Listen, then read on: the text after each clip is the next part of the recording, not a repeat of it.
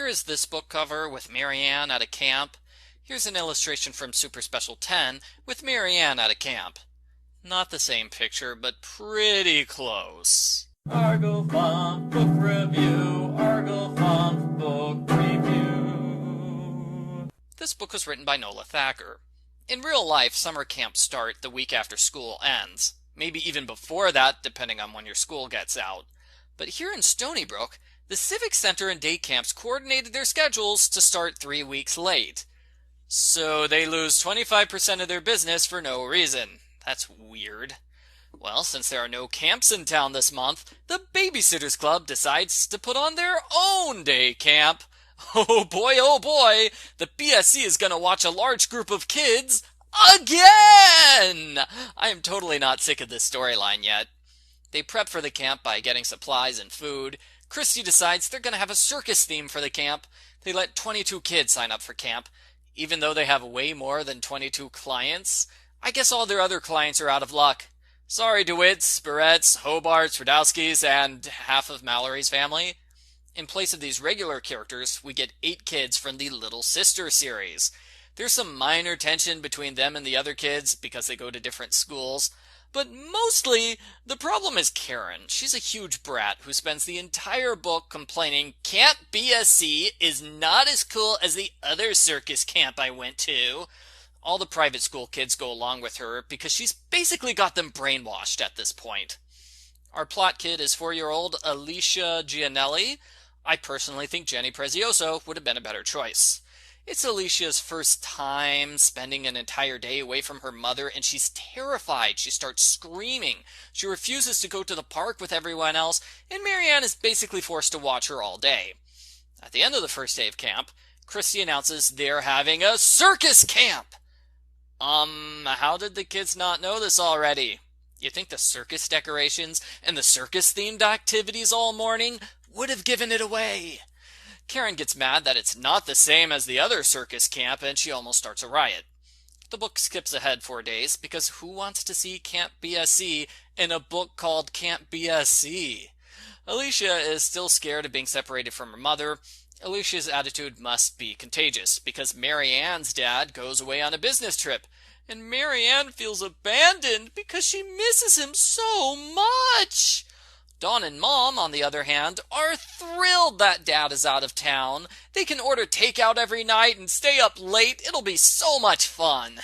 Mom treats them to a bad movie night where they make fun of the films and throw popcorn at the screen. But Marianne feels so bad that her daddy is gone, she can't enjoy movie night, and she goes to bed early. At Camp BSC, they prepare circus acts. The kids are wild and Karen complains. Dawn takes everyone to an organic farm to learn about the environment, because of course she does. Elvira the goat bites Claire Pike's shirt on the trip. I wish she had bitten Dawn and saved us from yet another lecture on the environment. Annoyingly, Dawn's eco-friendly act doesn't extend to her own life. She expects everybody else to recycle and clean up, while she and her mom leave huge messes everywhere. Marianne is forced to do all the cleaning and the dishes. Nobody notices or says thank you. Welcome to my life, Marianne. Marianne notes that this is pretty similar to what happened to her in Maid Marianne, but I guess she forgot she learned not to let other people walk all over her in that book, 'cause she's letting it happen again.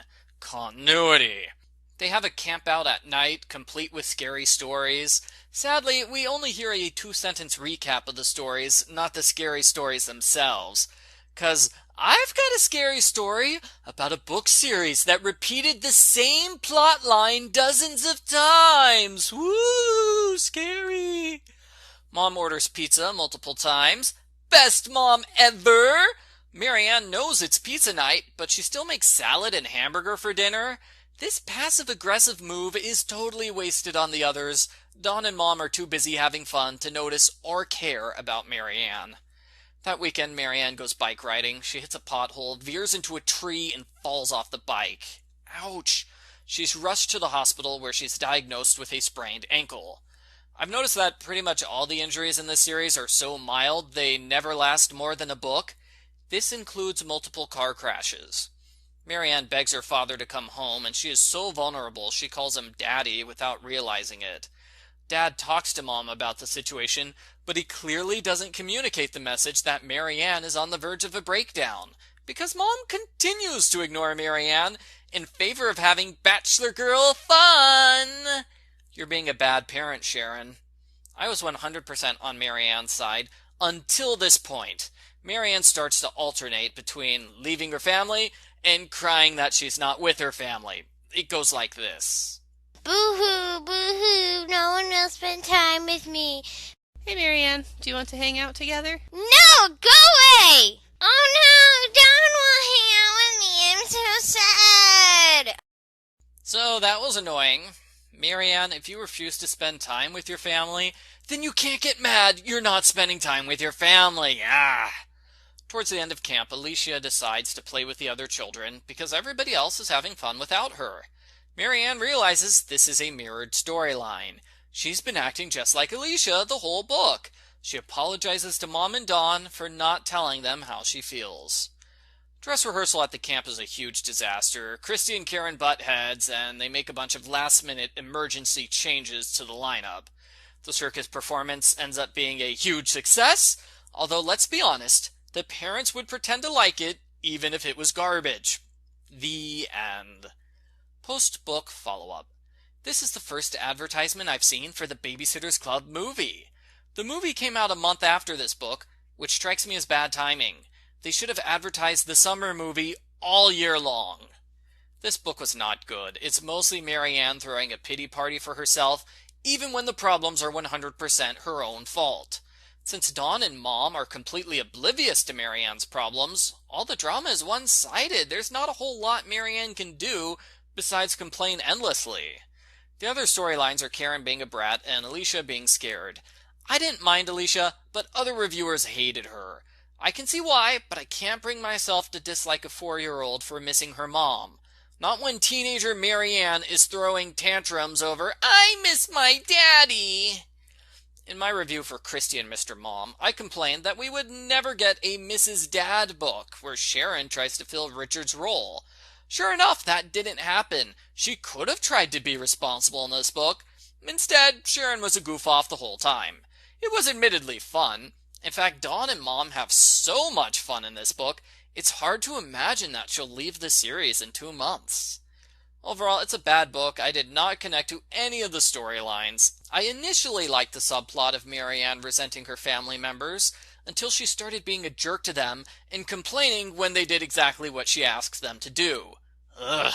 Could we please stop having Marianne books where she does nothing but complain, especially if she complains about easily resolved problems of her own making? I give Babysitter's Club number 86, Marianne and Camp BSC, a 1 out of 10.